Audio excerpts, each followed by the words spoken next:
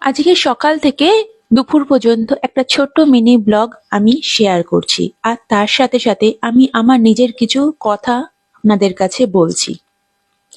অনেকেই ভাবে আমরা যারা ফেসবুক ইউজার আমরা ডেইলি কিছু না কিছু শেয়ার করতে থাকি। অনেকেই আমাকে বলেছে আমি এর থেকে না কি ইনকাম করেছি। না, আমি এখনো পর্যন্ত কিছুই ইনকাম করতে পারিনি, এমনকি দূর দূরান্ত পর্যন্ত কোনো সম্ভাবনাও দেখতে পারছি না ইনকামের। কিন্তু তবুও করি, এটা আমার করতে ভালো লাগে। কারণ কি, আমরা সাধারণ ঘরের হাউসওয়াইফ, আমাদের জীবনটা এই ঘর, রান্না বান্না এইসব নিয়েই সীমাবদ্ধ।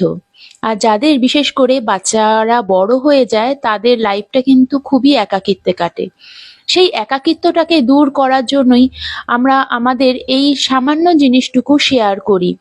এগুলো কারোর ভালো লাগুক বা না লাগুক, এগুলো আমি ভাবি আমার স্মৃতি হিসাবে আমার জীবনে থেকে যাবে, যেগুলো আমি বয়স হলে এগুলো দেখলে আমার ভালো লাগবে, তাই করি।